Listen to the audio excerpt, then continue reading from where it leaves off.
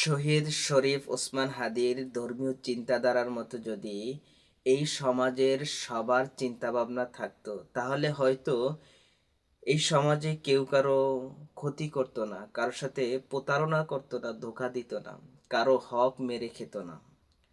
শহীদ শরীফ ওসমান হাদি তার ফেসবুক পোস্টে এক লোক কমেন্ট করেছিল, হাদির মরাদেহ নেওয়ার জন্য একটা স্পেশাল কফিন আনিও।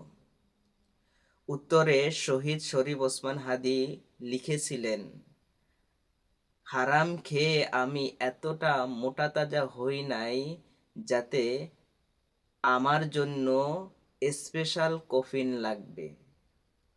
খুব সাধারণ একটা কফিনে হালাল রক্তে হাসি মুখে আমি আমার আল্লাহর কাছে যেতে চাই। উত্তরটা কত সুন্দর ছিল! সত্যি, এই চিন্তাধারা যদি এই সমাজের মানুষের থাকতো, তাহলে হয়তো কেউ কারো ক্ষতি করতো না, কেউ কারো ধোঁকা দিত না, কারোর সাথে প্রতারণা করার সাহসই পেত না।